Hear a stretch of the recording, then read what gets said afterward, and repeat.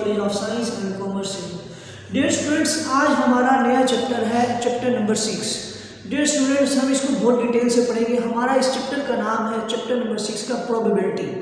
Probability क्या होती है हमारे पास? प्रोबेबिलिटी देखिए हमारे पास क्या होती है। हम सबसे पहले इसकी डेफिनेशन पढ़ेंगे, फिर मैं आपको इसको बताऊंगा कि क्या होता है हमारे पास प्रोबेबिलिटी। देखिए, प्रोबेबिलिटी इज द लाइक्लीहुड और चांस और the occurrence of the event. Probability is the likelihood. Likelihood का मतलब क्या होता है हमारे पास? लाइक्लीहुड मींस इम्कान।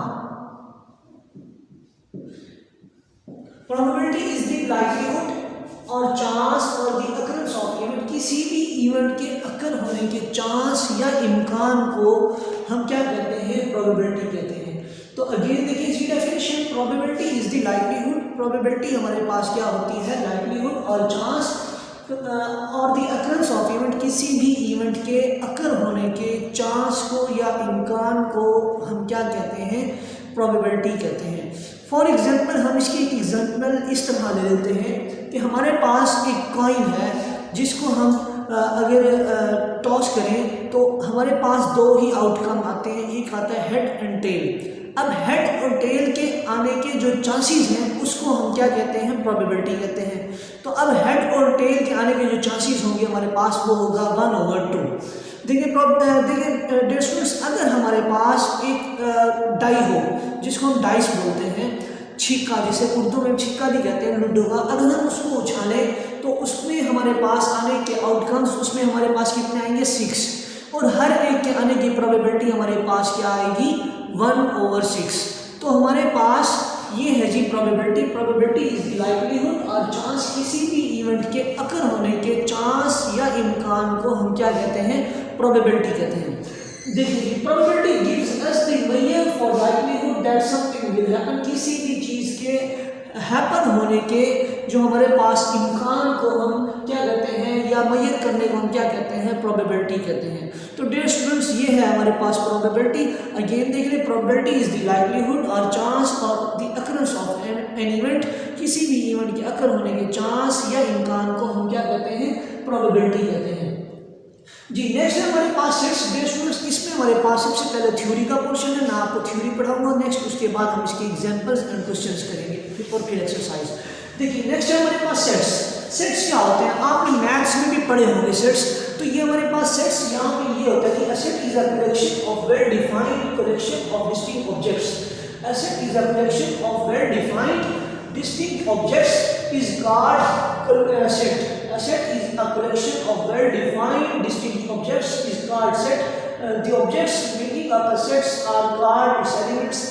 ऐसे एलिमेंट्स जिनसे मिलकर सेट बनता है उनको हम क्या कहते हैं? एलिमेंट्स। ऐसे एलिमेंट्स से मिलकर हमारे पास क्या होता है? सेट बनता है। और हम सेट को किस चीज से डिनोट करते हैं? Capital letter A and B से डिनोट करते हैं, या C A B C and etcetera up so on. और इसके एलिमेंट्स को हम स्मॉल लेटर से डिनोट करते हैं। देखिए, ये हमारे पास एक सेट है। एग्जांपल के तौर पे हमने ये ए ले लिया। ये ए हमारे पास क्या है? एक सेट को डिनोट कर रहा है। और ये एलिमेंट्स है। ये क्या है हमारे पास? एलिमेंट्स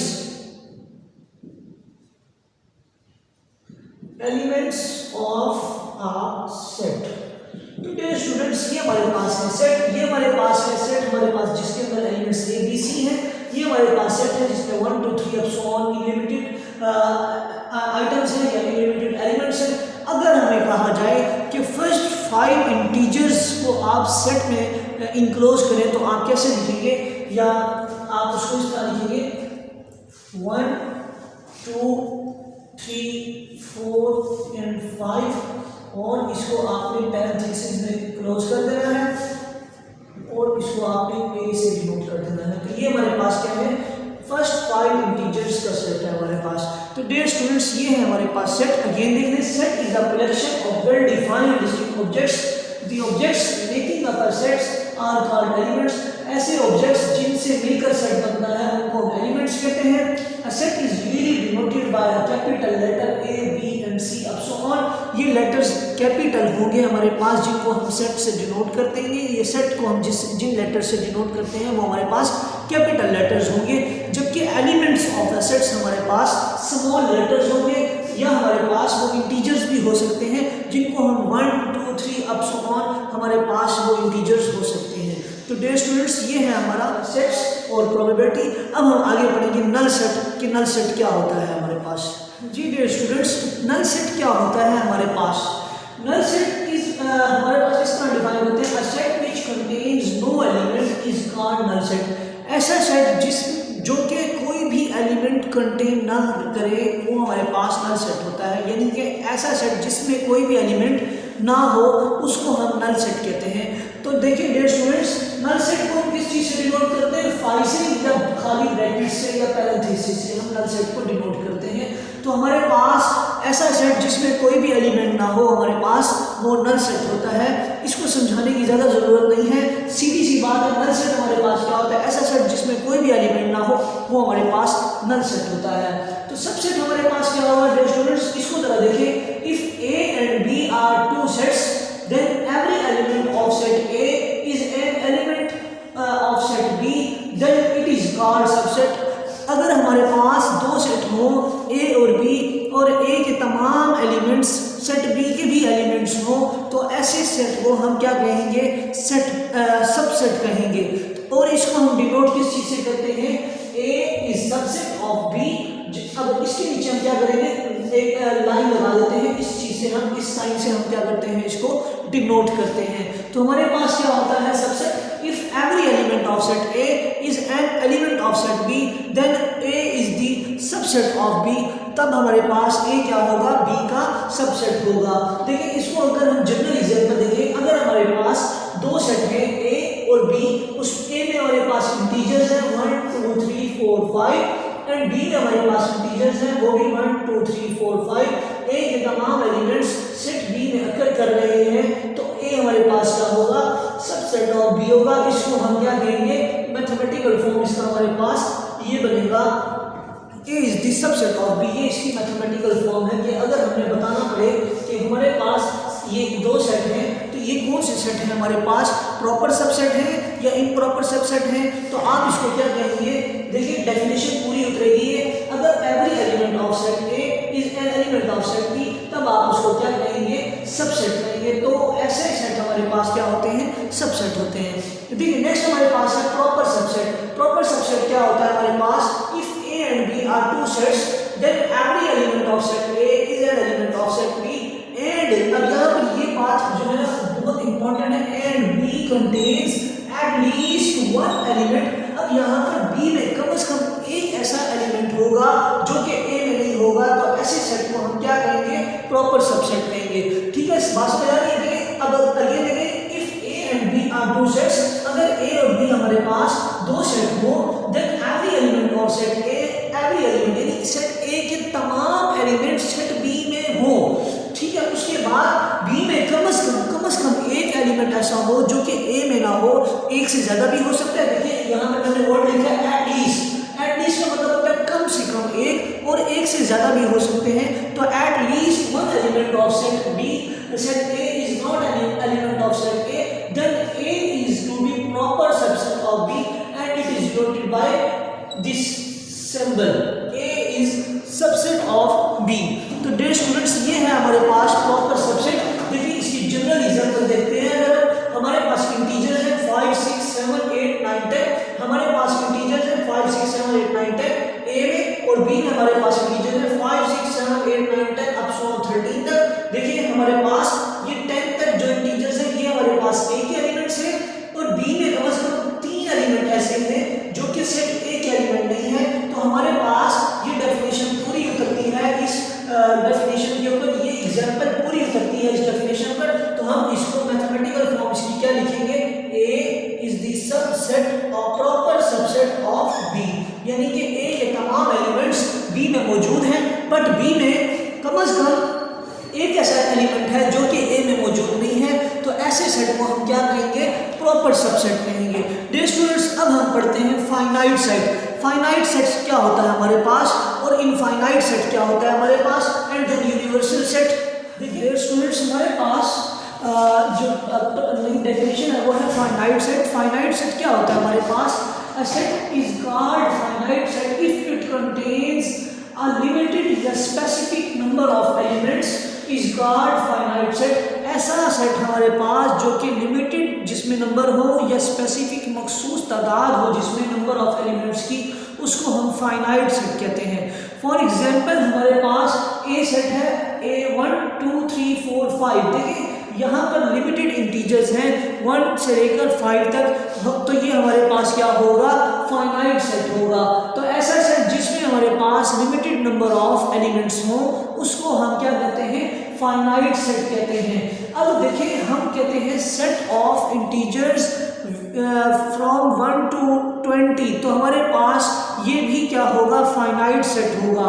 देन हमारे पास है इनफाइनाइट सेट। इनफाइनाइट सेट क्या होता है, देखिए इसका ये अपोजिट होगा, इसमें लिमिटेड नंबर ऑफ एलिमेंट्स है, इसमें अनलिमिटेड नंबर ऑफ एलिमेंट्स होंगे। देखिए a set which contains an unlimited number of elements, ऐसा सेट जिसमें हमारे पास नंबर ऑफ एलिमेंट्स क्या हो, अनलिमिटेड हो, उसको हम क्या कहते हैं, इनफाइनाइट सेट कहते हैं। देखिए हमारे पास दो सेट हैं डी और एफ।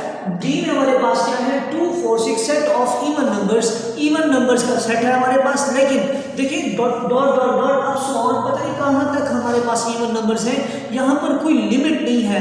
तो ये हमारे पास देखिए 2 4 6 अप सो ऑन ये चलता जाएगा, तो ये हमारे पास क्या है, इनफाइनाइट सेट। और एफ में देखिए हमारे पास ऑड नंबर्स हैं 1 3 5 7 अप सो ऑन, तो ये हमारे पास 7 में भी अनलिमिटेड नंबर ऑफ एलिमेंट्स हैं, तो इनको भी आप इनफाइनाइट सेट कहेंगे। तो ऐसा सेट जिसमें आपके पास अनलिमिटेड नंबर ऑफ एलिमेंट्स हो उसको आप इनफाइनाइट सेट कहते हैं, और ऐसा सेट जिसमें आपके पास लिमिटेड नंबर ऑफ एलिमेंट्स हो उसको आप फाइनाइट सेट कहते हैं। तो ये है हमारे पास finite set and infinite set. Then हमारे पास है यूनिवर्सल सेट। देखिए यूनिवर्सल सेट, यूनिवर्स से निकला है हमारे पास, तो जिसमें तमाम एलिमेंट्स आ जाते हैं। तो ऐसा सेट इसकी डेफिनेशन देखिए, a set consisting of all elements of the sets under consideration is called universal set. ऐसा सेट जिसमें तमाम एलिमेंट्स क्या हो आ जाए उनको हम क्या कहते हैं, यूनिवर्सल सेट। यूनिवर्सल सेट को हम किस चीज से डिनोट करते हैं, कैपिटल यू से हम डिनोट करते हैं। देखिए हमारे पास इसकी जनरल एग्जांपल देखते हैं।